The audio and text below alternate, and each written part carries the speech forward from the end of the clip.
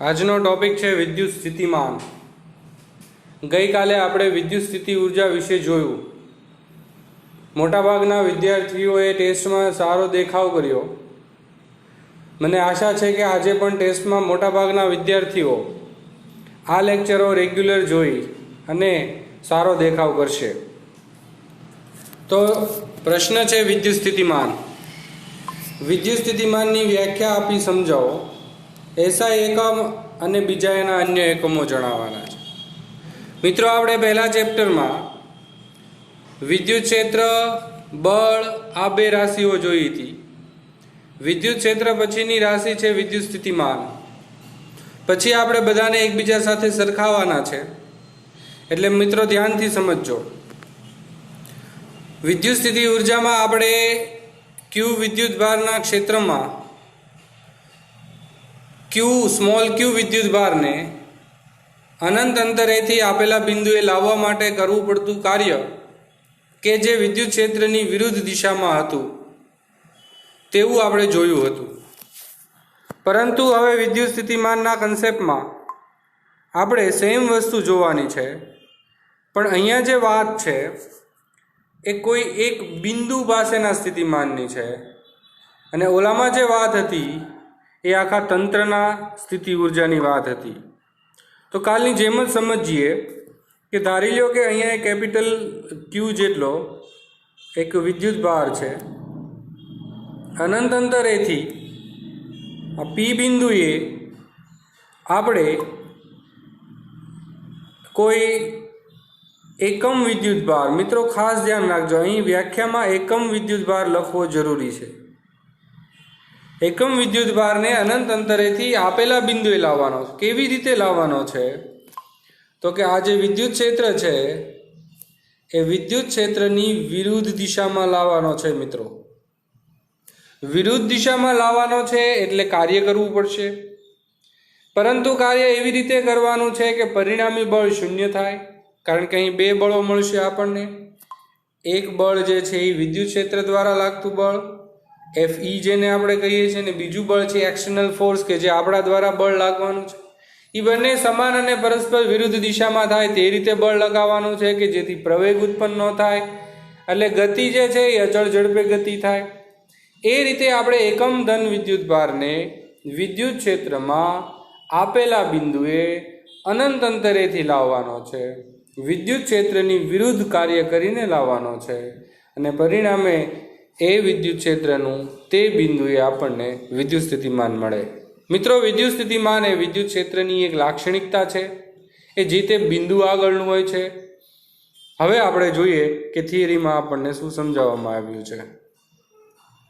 તો વ્યાખ્યામાં જોઈએ સૌપ્રથમ તો આપેલ વિદ્યુત ક્ષેત્રમાં બિંદુવત એકમ વિદ્યુત ભાર, અહીં મિત્રો એકમ ધન વિદ્યુત ભારની વાત છે, એ એકમ ધન વિદ્યુત ભાર પર લાગતું ચોખ્ખું બળ શૂન્ય રાખી અનંત અંતરેથી ખસેડી આપેલા બિંદુએ લઈ જવા માટે વિદ્યુત ક્ષેત્રની વિરુદ્ધ કરવા પડતા કાર્યને તે વિદ્યુત ક્ષેત્રનું તે બિંદુ પાસેનું સ્થિતિમાન કહે છે। તેને વી વડે દર્શાવવામાં આવે છે। તે વિદ્યુત ભારોના ગોઠવણથી ઉદ્ભવતી એક આ લાક્ષણિકતા છે।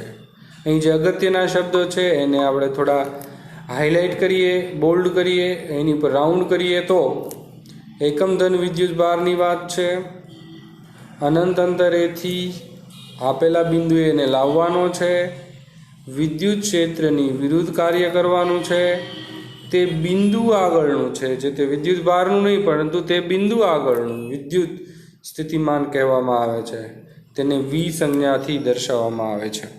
તો આ રીતે છે એ વિદ્યુત સ્થિતિમાન અને વિદ્યુત સ્થિતિ ઉર્જા એ મોસ્ટલી તમને સેમ વ્યાખ્યાઓ જ લાગશે, પરંતુ અહીંયા એકમ ધન વિદ્યુત ભારને જ આપણે લાવવાની વાત છે, એટલે તમે U/Q કરો એટલે તમને વી મળી જાય, બરાબર। હવે આપણે આગળ વધીએ થિયરીમાં।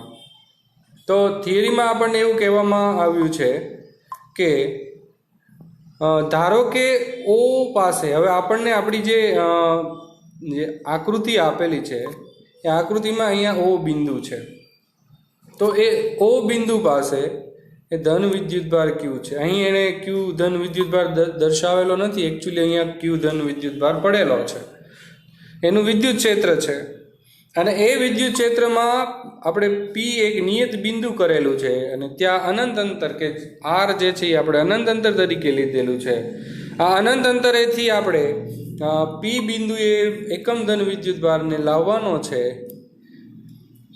અને એ લાવવા માટે જે કરવું પડતું કાર્ય છે તેને આપણે સ્થિતિ ઉર્જા તરીકે દર્શાવી હતી, તે વિદ્યુતભારની.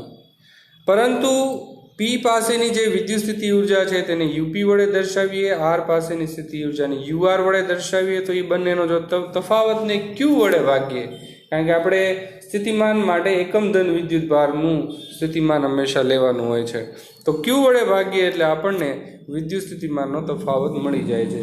તો આમ સ્થિતિ ઉર્જાને ક્યુ વડે ભાગવામાં આવે તો આપણને એ વિદ્યુત સ્થિતિમાન નામની રાશિ મળી જતી હોય છે. તેને સંકેતમાં દર્શાવવા માટે તેને સૂત્રના સ્વરૂપમાં આ રીતે દર્શાવી શકાય છે: VP minus VR is equals two UP minus UR upon ક્યુ. મિત્રો, કાલે આપણે જે યુ શોધ્યો હતો એને અહીં ક્યુ વડે ભાગવામાં આવેલો છે, બીજું નવું કાંઈ નથી. કાલે આપણે ક્યુ વિદ્યુતભાર માટે વાત કરતા હતા, આપણે અત્યારે એકમ ધન વિદ્યુતભાર માટે વાત કરીએ છીએ. બીજું નવું કાંઈ જ નથી આ થિયરીની અંદર. જ્યાં વીપી અને વીઆરને આપણે એવું કહી શકીએ કે વીપી એ પી બિંદુ આગળનું અને વીઆર છે આર બિંદુ આગળનું સ્થિતિમાન છે. સ્થિતિમાન એ જે તે બિંદુ આગળના હોય, સ્થિતિ ઉર્જા એ જે તે તંત્રની હોય. મિત્રો, ખાસ ધ્યાન રાખજો. ત્યાર પછી હવે આગળ વધીએ તો સ્થિતિમાનના નિરપેક્ષ મૂલ્યનો અર્થ કોઈ અર્થ નથી, પરંતુ એટલે કે વિદ્યુત સ્થિતિમાન જે છે એનો કોઈ એક, હું એમ કહું પી બિંદુ આગળનું સ્થિતિમાન વીપી, તો એનો કોઈ અર્થ નથી, એનો કોઈ ફાયદો નથી. પરંતુ જ્યારે સ્થિતિમાનનો તફાવતની આપણે વાત કરતા હોઈએ છીએ ત્યારે એના ઉપર કાર્ય કરવું પડ્યું હોય છે, ત્યારે એના ઉપર બળ લગાવવું પડ્યું હોય છે, ત્યારે વિદ્યુત ક્ષેત્રની વિરુદ્ધમાં એને લઈ જવું પડ્યું હોય છે. પરિણામે એનું કંઈક મહત્વ હોય છે. એટલે જે તે બિંદુ આગળનું સ્થિતિમાનનું કોઈ મહત્વ નથી, પરંતુ એ સ્થિતિમાનનો જે તફાવત છે એ તફાવતનું મહત્વ હોય છે. મિત્રો, જો તમને યાદ હોય તો ગુરુત્વાકર્ષણ ચેપ્ટરમાં આપણે ગુરુત્વ સ્થિતિમાન ભણ્યા હતા. ત્યાં આ જ વાત કરેલી હતી કે ગુરુત્વ સ્થિતિમાનનું મહત્વ નથી, પરંતુ સ્થિતિમાનના તફાવતનું હંમેશા મહત્વ હોય છે. તો આમ આપણે એ જ કન્સેપ્ટને વિદ્યુત ક્ષેત્રના સંદર્ભમાં આગળ વધારીએ છીએ. તો જો આપણે અનંત અંતરે સ્થિતિમાન શૂન્ય ગણતા હોઈએ, અનંત અંતરે શૂન્ય સ્થિતિમાન લઈએ, તો આ જે વી આર જે છે કે જે અનંત અંતરે રહેલો છે એ શૂન્ય થશે. તો આ સૂત્ર વીપી બરાબર UP minus UR upon Q. Generally સૂત્ર આપણે આ રીતે યાદ રાખતા હોઈએ છીએ: V is equals to U by Q. એટલે કે સ્થિતિ ઉર્જાને વિદ્યુતભાર વડે ભાગીએ એટલે વિદ્યુત સ્થિતિમાન મળી જતું હોય છે. દાખલા એમસીક્યુમાં આપણે આ રીતે સૂત્ર વાપરી શકીએ, તફાવતના સ્વરૂપમાં વાપરી શકીએ છીએ. બંને રીતે સૂત્ર છે એ આપણે દર્શાવી શકીએ. એટલે હવે એની સ્પષ્ટ વ્યાખ્યા આવે છે. તો વ્યાખ્યામાં દર્શાવેલું છે એકમ ધન વિદ્યુતભારને અનંત અંતરેથી આપેલા બિંદુએ પ્રવેગ રહિત લાવવા માટે બાહ્ય બળ વડે થતું કાર્ય, એટલે તે બિંદુ આગળનું સ્થિતિમાન. અહીં બિંદુ આગળના જ સ્થિતિમાન હોય છે હંમેશા, જે તે વિદ્યુતભારનું સ્થિતિમાન ન હોય, એ બિંદુનું જ હંમેશા સ્થિતિમાન. સ્થિતિ ઉર્જા હંમેશા એ જે તે વિદ્યુતભાર કે વિદ્યુતભારથી બનતા તંત્રની હોય છે. આટલો જ તફાવત છે બે વચ્ચે. કાલે મેં તમને આ આકૃતિ દોરી અને સમજાવવાનો પ્રયત્ન કરેલો હતો. વિદ્યુત સ્થિતિ ઉર્જા સેમ વસ્તુ છે.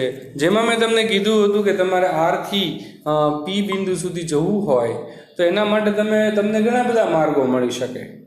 ઘણા બધા માર્ગો માંથી પસાર થઈને તમે આરથી પી સુધી જઈ શકો છો. પરંતુ અહીં વિદ્યુત બળ જે છે એ સંરક્ષી બળ છે. એટલે એ તમે કયા માર્ગે આરથી પી સુધી જાઓ છો તેના ઉપર એનો આધાર નથી, પરંતુ એના સ્થાન ઉપર આધાર રાખે છે. તમે ગમે તે માર્ગે આરથી પી સુધી જાઓ, કરવું પડતું કાર્ય હંમેશા સરખું જ હશે, કારણ કે વિદ્યુત ક્ષેત્ર સંરક્ષી બળ છે. અહીં એ વસ્તુ છે એ સમજાવવાનો પ્રયત્ન કરેલો છે કે વિદ્યુત બળ છે એ સંરક્ષી બળ છે. એટલે એક બિંદુથી બીજા બિંદુએ જવા માટે એ માર્ગ પર આધારિત નથી, કેટલું કાર્ય કરવું પડશે એ માર્ગ ઉપર ડિપેન્ડન્ટ નથી, એ જે તે બિંદુના સ્થાનો ઉપર ડિપેન્ડન્ટ છે. હવે થોડાક આ વ્યાખ્યાને લગતા થોડાક અગત્યના મુદ્દાઓ કે જે આપણે જો ધ્યાનમાં ન રાખીએ તો ભૂલ કરી શકીએ અથવા તો ખોટો કન્સેપ્ટ આપણા મગજમાં એ સેટ થતો હોય છે, એટલા માટે આ અમુક બાબતો ધ્યાનમાં રાખવી જોઈએ. એમાં પહેલી બાબત જે છે એ કોઈ આપેલા વિદ્યુતભાર ગોઠવણને લીધે કાલે આપણે વાત કરી હતી કે આપણે જે વિદ્યુતભાર લાવવાના છીએ એટલો બધો નાનો લાવવાના છીએ કે જેથી કરીને જેનું વિદ્યુત ક્ષેત્ર કેપિટલ ક્યુના વિદ્યુત ક્ષેત્રમાં આપણે સ્મોલ ક્યુને લાવ્યા હતા, બરોબર. તો એ સ્મોલ ક્યુ એટલો બધો નાનો હોય છે કે જેથી કરીને એ કેપિટલ ક્યુ વિદ્યુતભારના વિદ્યુત ક્ષેત્રમાં કોઈ ફેરફાર ન કરે. સેમ મુદ્દો અહીં દર્શાવેલો છે કે પરીક્ષણ વિદ્યુતભાર કે જેને આપણે સ્મોલ ક્યુ કહીએ છીએ, બરોબર, એના ઉપર કાર્ય થાય છે એટલે એ એના ગતિમાર્ગથી સ્વતંત્ર છે. એ માત્ર એના પ્રારંભિક અને અંતિમ સ્થાન પર જ આધાર રાખે છે. અને એ જે ક્યુ છે, બરોબર, એટલો બધો સૂક્ષ્મ હોય છે કે જેથી કરીને એ એકમ ધન વિદ્યુતભાર પર જે કાર્ય થાય DW એ આપેલા જે કોઈ ક્ષેત્ર છે ક્યુનું ક્ષેત્ર એને કોઈ પણ પ્રકારનો ફેર કરી શકતું નથી. એટલે અહીં વ્યાખ્યા સમજાવેલી છે delta W by delta Q. Delta Wનો મતલબ થાય સૂક્ષ્મ કાર્ય, સૂક્ષ્મ વિદ્યુતભાર વડે થતું સૂક્ષ્મ કાર્ય. Delta W by delta Q એટલે આપણને તે બિંદુ આગળનું એ વિદ્યુત સ્થિતિમાન મળી જાય છે. કરવું પડતું જે કાર્ય છે એ હોય છે મિત્રો વિદ્યુત ક્ષેત્રની વિરુદ્ધ દિશામાં કરવાનું હોય છે. અનંત અંતરેથી આપણે આપેલા બિંદુએ લાવવાનો એકની એક વાત રિપીટ થતી હોય છે અહીંયા, અને ગુણોત્તર જે આપણને મળે તેને આપણે V વડે દર્શાવી શકીએ છીએ. અહીં આપણે ડેલ્ટા V કહેવો પડશે કારણ કે સૂક્ષ્મ વિદ્યુતભાર વડે થતું સૂક્ષ્મ કાર્ય છે. ત્યાર પછી હવે વાત કરીએ તો એના એકમની, કારણ કે આપણને પ્રશ્નમાં એનો એકમ પણ સમજાવવાનો કીધેલો છે. તો એના એકમની વાત કરીએ તો તેનો એકમ એ વિદ્યુત સ્થિતિમાન એ અદિશ રાશિ છે. મિત્રો ખાસ ધ્યાન રાખજો, વિદ્યુત સ્થિતિમાન અદિશ રાશિ છે.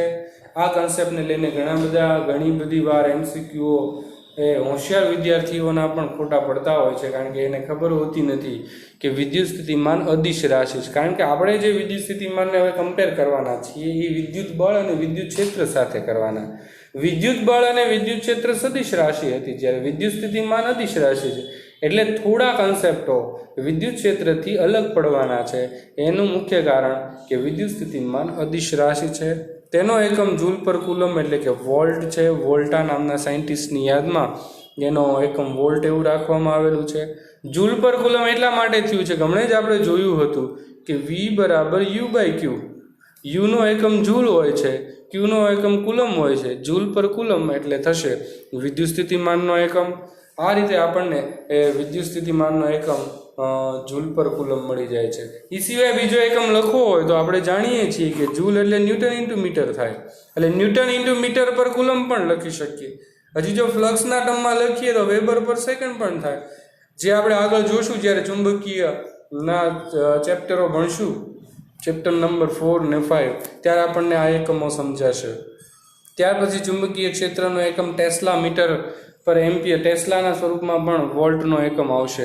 પણ અત્યારે હાલ પૂરતા આપણે આ 3 એકમોથી પરિચિત રહીએ છીએ, કારણ કે હજી ચુંબકીય વાળા ચેપ્ટરો 4થું 5મું ચેપ્ટર હજી આપણે જોયું નથી, એટલે આપણે વેબર અને ટેસ્લામાં નહીં પડીએ.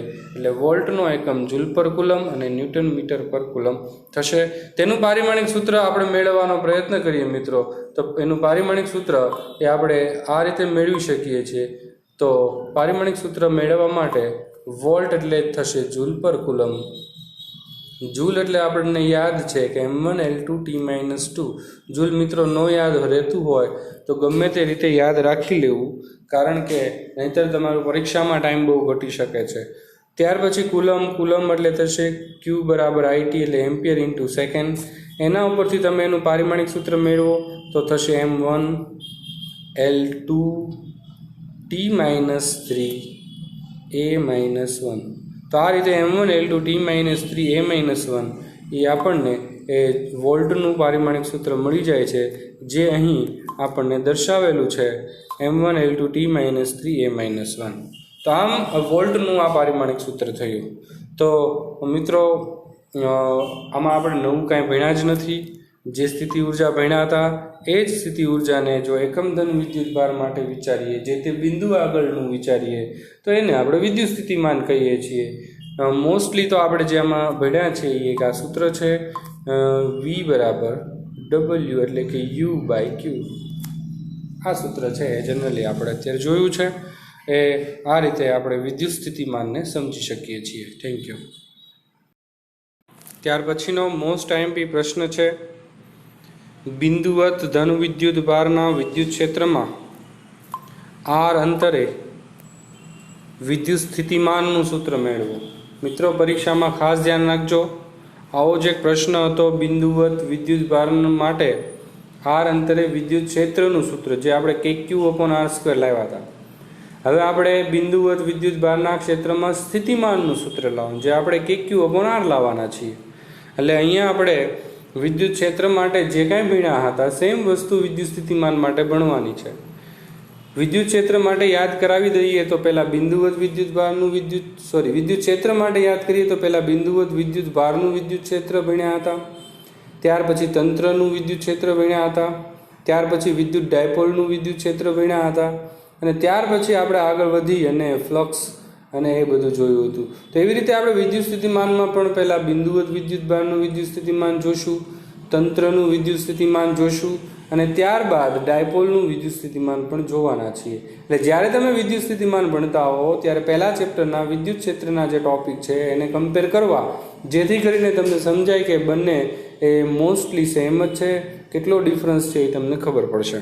તો હવે આપણે આ પ્રશ્નમાં આગળ વધીએ. તો બિંદુવત ધન વિદ્યુત ભારનું આર અંતરે વિદ્યુત સ્થિતિમાનનું સૂત્ર મેળવવું છે. તો સૌથી પહેલાં આકૃતિને સમજીએ. તો અહીં એક ધન વિદ્યુત ભાર છે. જો એની વિદ્યુત ક્ષેત્ર રેખાઓ દોરીએ તો એ વિદ્યુત ક્ષેત્ર રેખાઓ આપણે આ રીતે દોરી શકીએ છીએ. આ એની વિદ્યુત ક્ષેત્ર રેખાઓ બધી જ દિશાઓમાં હોય છે. તો આ વિદ્યુત જે ક્ષેત્ર રેખાઓ છે એ વિદ્યુત ક્ષેત્ર રેખાઓ મેં બહારની તરફ એટલા માટે દોરેલી છે કે આપણો જે ક્યુ વિદ્યુત ભાર છે ધન વિદ્યુત ભાર છે.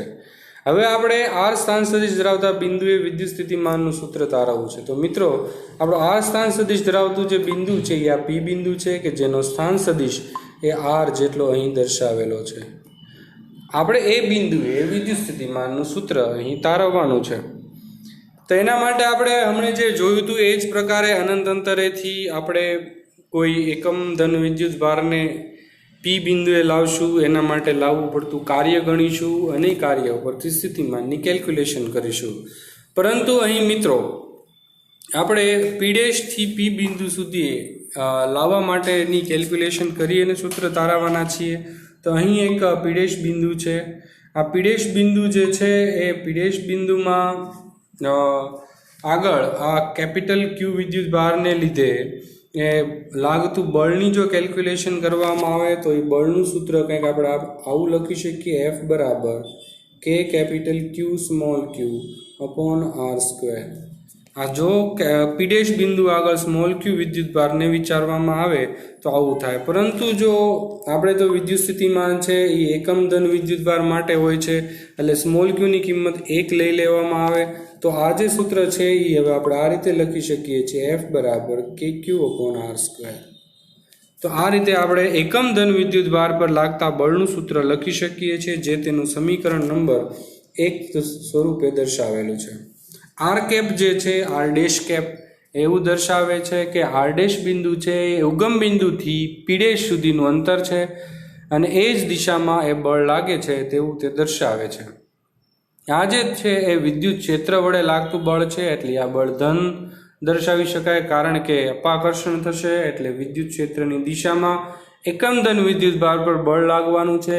વિદ્યુત ક્ષેત્રની દિશામાં લાગે છે એટલા માટે આ બળ છે ધન લીધેલું છે. ક્યુ છે એ 1 લીધેલો છે કારણ કે એકમ ધન વિદ્યુત ભાર પર લાગતું બળ છે. તો આ રીતે છે આપણે પહેલાં બળને સમજી શકીએ. હવે બળ ઉપરથી આપણે ક્રમશઃ કાર્ય ઉપર જશું, કારણ કે બળ ગુણ્યા સ્થાનાંતર એટલે કાર્ય. તો આપણે આવું જોઈ શકીએ છીએ કે કાર્ય એટલે બળ ગુણ્યા સ્થાનાંતર. ડેલ્ટા આર જેટલું અહીં સ્થાનાંતર કરવામાં આવેલું, જેને ડેલ્ટા આર ડેશ વડે દર્શાવેલું છે આપણી આકૃતિમાં.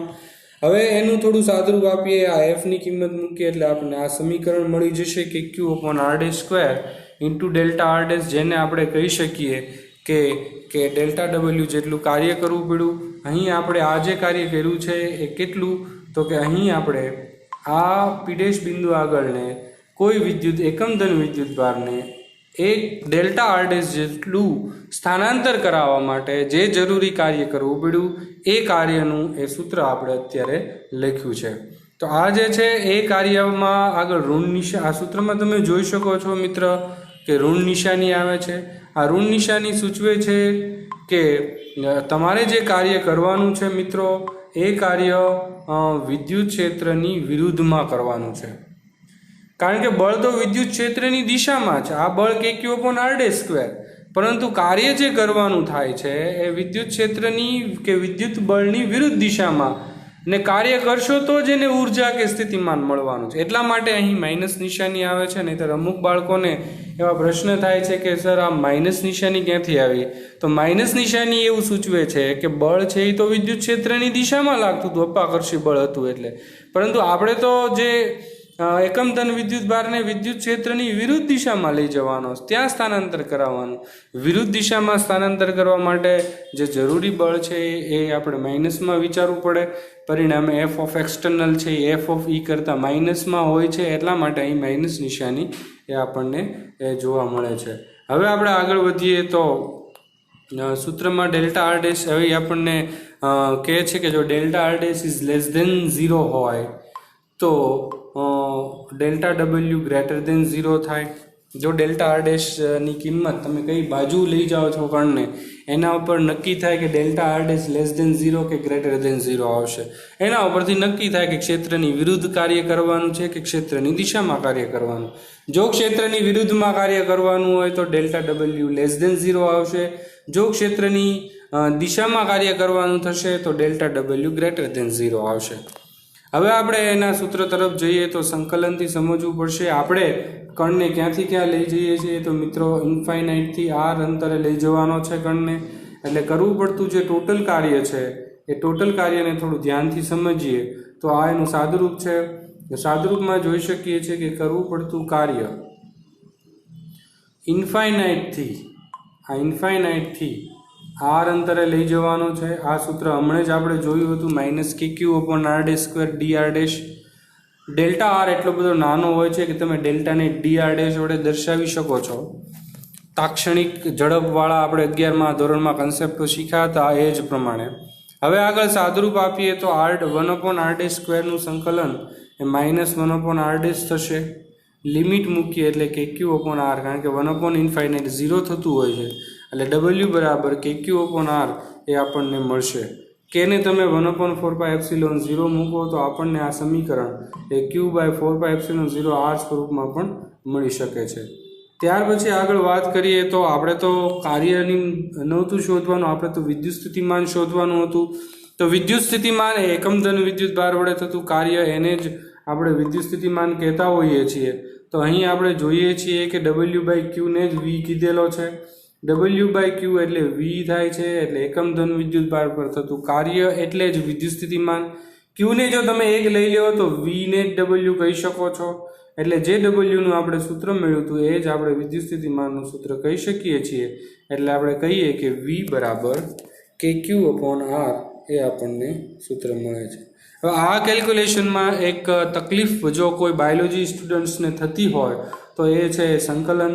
તો એ સંકલનમાં આપણે થોડું વધારે ડીપમાં જોઈએ કે સંકલન કઈ રીતે થયેલું છે અને ત્યાર પછી ને ઇઝીલી સમજી શકીશું. મિત્રો અહીં આ રીતે સંકલન થયું છે, હું મારી રીતે સંકલન શીખવાડવાનો પ્રયત્ન કરું છું. આપણી પાસે આવું કંઈક પદ આવ્યું હતું 1/r²dr' ઇન્ફાઇનાઇટ ટુ આર. બાકી બધું જે અચળ છે એ મેં લખેલું નથી, ખાલી સંકલન સમજાવવાનો પ્રયત્ન કરું છું. સંકલનમાં આપણે જોયું હતું કે એક ઘાત વધી જાય અને વધેલી ઘાત છેદમાં આવતી હોય છે. અહીંયા r' નો સ્ક્વેર છે એટલે એને ઉપર લખો તો r' ની -2 ઘાત થશે, પરંતુ એક ઘાત વધી જાય એટલે +1 થશે. હવે તમે +2 માંથી 1 એનું ડેરિવેશન આપશો એટલે આપણને મળશે r ની -1 ઘાત. અને જે કંઈ પણ આપણને ઘાત મળે એ છેદમાં પણ મળતી હોય છે, કારણ કે સંકલનનું સૂત્ર છે કે ઘાતનો +1 કરવાનો, જે ઘાત આવે છે એ છેદમાં લખવાની થતી હોય. એટલે આપણે અહીંયા r' ની સ્ક્વેર હતો એટલે એનું +1 થયું, એટલે આર ડેશની -1 ઘાત આવી. જે ઘાત આવી છેદમાં પણ લખવાની હોય એટલે મેં -1 લખેલી. હવે આર ઓફ માઇનસ ડેશ જે છે, -1નો ડેશ છે, એને 1/r ડેશ પણ લખી શકીએ છીએ, જે અહીં 1/r ડેશ સ્વરૂપે એ દર્શાવેલું છે, તમે જોઈ શકો છો. અને ઋણ નિશાની એટલા માટે આવી છે કારણ કે ઋણ નિશાની છે એ તમે આર ડેશનો જે સ્ક્વેર હતો એ આર ડેશના સ્ક્વેરમાં ઋણ નિશાની છેદમાં -1 આવ્યું હતું, અને એ ઋણ નિશાની આપણને અહીં જોઈ શકાય છે. એટલે એ માઇનસ માઇનસ પ્લસ થયું, એટલે કે Q/R આપણને મળે છે. Thank you. ત્યાર પછીનો પ્રશ્ન છે, બિંદુવત વિદ્યુતભાર Q માટે, કેપિટલ Q બિંદુવત વિદ્યુતભાર છે, તેના માટે R અંતરે વિદ્યુત સ્થિતિમાનનો તફાવત અને વિદ્યુત ક્ષેત્રના ફેરફારનો આલેખ દોરો. મેં મિત્રો તમને હમણાં જ કીધું હતું કે આપણે દરેક વખતે વિદ્યુત સ્થિતિમાનને વિદ્યુત ક્ષેત્ર સાથે સરખાવવાના છીએ. અહીં તમે આ પ્રશ્ન જોઈ શકો છો કે વિદ્યુત સ્થિતિમાન અને વિદ્યુત ક્ષેત્રના આલેખની સરખામણી જ આપણો પ્રશ્ન છે. આપણે જોઈ ગયા છીએ પહેલા ચેપ્ટરમાં કે E = KQ/R², અને હમણાં જ આપણે ડેરિવેશન આપ્યું કે V = KQ/R. એટલે આપણે કહી શકીએ કે વિદ્યુત સ્થિતિમાન છે એ 1/R ઉપર ડિપેન્ડન્ટ છે અને વિદ્યુત ક્ષેત્ર 1/R² મુજબ ડિપેન્ડન્ટ છે. વર્ગના વ્યસ્ત પ્રમાણમાં છે વિદ્યુત ક્ષેત્ર અને વ્યસ્ત પ્રમાણમાં છે વિદ્યુત સ્થિતિમાન. એટલે આપણે એવું કહી શકીએ કે વિદ્યુત ક્ષેત્ર અંતર સાથે ખૂબ જ ઝડપથી ઘટે છે. વિદ્યુત સ્થિતિમાનમાં સ્ક્વેર નથી આવતો સૂત્રમાં, એટલે આપણે એવું કહી શકીએ કે વિદ્યુત સ્થિતિમાન અંતર સાથે ઘટે છે, પરંતુ વિદ્યુત ક્ષેત્ર જેટલું ઝડપથી ઘટતું નથી. એટલે તમે ગ્રાફને જો થોડું ધ્યાનથી જોશો તો એ જ વસ્તુ આપણને દેખાડેલી છે. ગ્રાફને હું ઝૂમ કરું છું મિત્રો. અહીં જે છે એ ઈનો આલેખ છે. આ ઈનો આલેખનો કર્વ તમે જુઓ તો બહુ તમને શાર્પલી કર્વ જોવા મળશે, કારણ કે એ છે એ 1/R² મુજબ ઘટે છે. પરંતુ વીનો જે આલેખ છે એ વીના આલેખને તમે જોશો તો વીનો આલેખ ઘટે તો છે, પરંતુ એટલો બધો શાર્પ નથી ઘટતો. એનું મુખ્ય કારણ એક જ છે કે વી છે એ 1/R, એટલે કે સ્ક્વેરના પ્રમાણમાં, એ સ્ક્વેરના વ્યસ્ત પ્રમાણમાં નથી, માત્ર આરના જ વ્યસ્ત પ્રમાણમાં છે. એટલે ગ્રાફમાં એટલો ફેરફાર જોવા મળશે કે ઈનો આલેખ છે ખૂબ જ શાર્પ હશે અને વીનો આલેખ છે એ ઓછો શાર્પ હશે. તો આ થઈ ગઈ બંનેની સરખામણી. બંને ઈ અને વી અંતર સાથે ઘટે જ છે, કારણ કે આર છે એ વ્યસ્ત પ્રમાણમાં આવે છે, એટલે જેમ આર વધશે એમ વી અને ઈ ઘટશે. બરોબર, આ વસ્તુ આપણને અહીંયા સમજાવેલી છે. હવે નીચે જે છે એ જ વસ્તુ લખેલી છે, થોડાક અગત્યના પોઈન્ટ છે એ આપણે જોઈ લઈએ. વિદ્યુત સ્થિતિમાન અને વિદ્યુત ક્ષેત્ર આર સાથે કેવી રીતે બદલાય છે ઉપર ગ્રાફમાં આપણે જોઈ લીધી છે. સૂત્ર છે KQ/R. Q ધન હોય તો V ધન મળે, કારણ કે KQ/R માં Q ધન તો V ધન, Q ઋણ તો V પણ ઋણ મળવાનો છે. એટલે એનો મતલબ એવો થયો કે V ધન ઋણ મળી શકે છે. Q ધન હોય તો V ધન અને Q ઋણ હોય તો V ઋણ મળી શકે છે. વધુમાં બિંદુવત વિદ્યુતભારને કારણે સ્થિતિમાન અંતરના વ્યસ્ત પ્રમાણમાં છે. અહીં વર્ગના વ્યસ્ત પ્રમાણમાં નથી મિત્રો, સ્થિતિમાન ખાલી અંતરના વ્યસ્ત પ્રમાણમાં જ છે, જ્યારે વિદ્યુત ક્ષેત્ર છે એ અંતરના વર્ગના વ્યસ્ત પ્રમાણમાં હતું. વિદ્યુત ક્ષેત્રની દિશામાં ઘટે છે. વિદ્યુત સ્થિતિમાન વિદ્યુત ક્ષેત્રની દિશામાં ઘટતું હોય, જેમ તમે વિદ્યુત ક્ષેત્ર વધતું હોય એ દિશામાં આવશો તેમ વિદ્યુત સ્થિતિમાન ક્રમશઃ એ ઘટતું જશે. મિત્રો, વિદ્યુત ક્ષેત્રની દિશામાં ઘટે છે અને વિરુદ્ધ દિશામાં વધે છે. વિદ્યુત ક્ષેત્રની વિરુદ્ધ દિશામાં વિદ્યુત સ્થિતિમાન ઘટે છે અને વિદ્યુત ક્ષેત્રની દિશામાં વિદ્યુત સ્થિતિમાન ઘટે છે અને વિરુદ્ધ દિશામાં વધે છે. કારણ કે આપણે જે કાર્ય કરીને લાવીએ છીએ વિદ્યુત ભારને એ વિદ્યુત ક્ષેત્રની વિરુદ્ધમાં કાર્ય કરીએ છીએ. એટલે વિદ્યુત ક્ષેત્રની વિરુદ્ધમાં તમે જેટલું પણ કાર્ય કરવાના છો તેટલું વિદ્યુત સ્થિતિમાન વધવાનું છે. એટલે આપણે અહીં કહી શકીએ કે વિદ્યુત ક્ષેત્રની દિશામાં એ ઘટવાનું છે અને વિરુદ્ધ દિશામાં એ વધવાનું છે. Thank you. હું જે ક્યારનો એક વાત કરી રહ્યો છું તે પ્રશ્ન આપણે જોઈ શકીએ છીએ. વિદ્યુત ક્ષેત્ર અને વિદ્યુત સ્થિતિમાન વચ્ચેનો આપણે અહીં સંબંધ તારવવાનો છે. બીજું કાંઈ જ નહીં, બંનેના સૂત્રોને સરખાવવાના છે.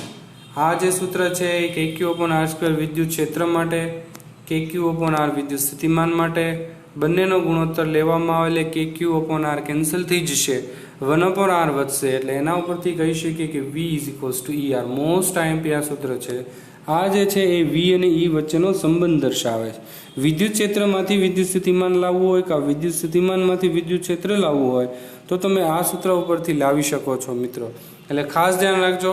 બીજું આપણે મેં તમને જ્યારે વિદ્યુત ક્ષેત્ર સમજાવ્યું હતું ત્યારે મેં કીધું હતું કે એનો વિદ્યુત ક્ષેત્રનો જે એકમ છે એ ન્યૂટન પર કુલમ અને બીજો એકમ હતો વોલ્ટ પર મીટર.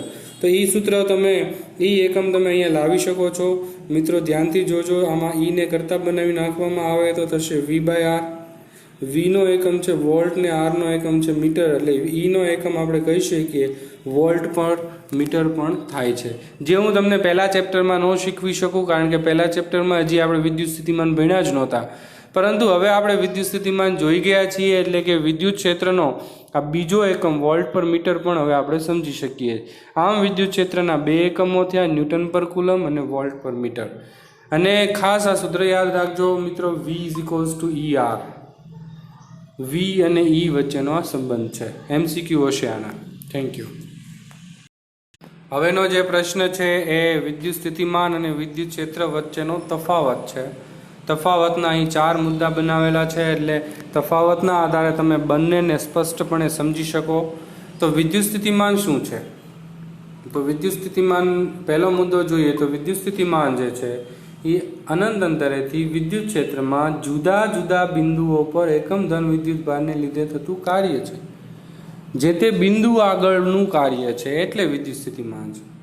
જ્યારે વિદ્યુત સ્થિતિ ઉર્જા શું છે? તો કે વિદ્યુત તંત્રના બધા વિદ્યુત ભારોને અનંત અંતરેથી વિદ્યુત ભાર તંત્રમાં લાવવા થતું કાર્ય છે. મિત્રો અહીં બિંદુ એવો શબ્દ નથી. જુઓ, વિદ્યુત સ્થિતિમાનમાં જુદા જુદા બિંદુઓ પર એકમ ધન વિદ્યુત ભાર પર લાવવા થતું કાર્ય એટલે વિદ્યુત સ્થિતિમાન જે તે બિંદુનું હોય, જ્યારે વિદ્યુત સ્થિતિ ઉર્જા એ જે તે તંત્રની હોય. આમાં આપણે તંત્ર એવો શબ્દ જોઈ શકીએ છીએ સ્થિતિ ઉર્જામાં. જ્યારે તમે વિદ્યુત સ્થિતિમાન ભણશો તો વિદ્યુત સ્થિતિમાનમાં તમે તંત્ર શબ્દ નહીં જુઓ. તમે જુઓ વિદ્યુત સ્થિતિ ઉર્જામાં તંત્ર શબ્દ જોઈ શકાય છે. જ્યારે વિદ્યુત સ્થિતિમાન માટે તમે જોશો તો એમાં તમને બિંદુ શબ્દ જોઈ શકાય છે. આ જ બે વચ્ચેનો મેઇન ડિફરન્સ છે કે વિદ્યુત સ્થિતિમાન છે એ અનંત અંતરેથી જુદા જુદા બિંદુઓ પર એકમ ધન વિદ્યુત ભારને લઈ જતા થતું કાર્ય છે. જ્યારે સ્થિતિ ઉર્જા છે કે અનંત અંતરેથી વિદ્યુત ભારમાં તંત્રમાં લાવવા થતું કાર્ય છે. વિદ્યુત તંત્રની સ્થિતિ ઉર્જા એ વિદ્યુત સ્થિતિમાન ન કહેવાય.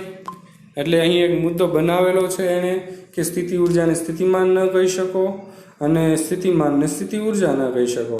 એટલે એ જેણે લખેલું કે તંત્રની સ્થિતિ ઉર્જા ન કહેવાય અહીંયા કારણ કે આ તો સ્થિતિમાન છે, અને અહીંયા તંત્રનું સ્થિતિમાન એમ ન કહેવાય કારણ કે આ સ્થિતિ ઉર્જા છે. કારણ કે સ્થિતિ ઉર્જા હંમેશા તંત્રની હોય અને સ્થિતિમાન હંમેશા બિંદુનું હોય. એકમ છે એ આનો જૂલ પર કુલમ અથવા તો વોલ્ટ છે, તો સ્થિતિ ઉર્જાનો એકમ માત્ર જૂલ છે. આનું સૂત્ર જે છે એ V = W/Q છે. આનું સૂત્ર છે U = VQ છે અથવા તો QV છે. તો આ રીતે તમે 4 મુદ્દા બનાવી શકો છો. માત્ર આપણે બંનેનો ડિફરન્સ સમજી શકીએ એટલા માટે અગત્યનો પ્રશ્ન થાય, MCQ માટે પણ અગત્યનો પ્રશ્ન થાય. Thank you.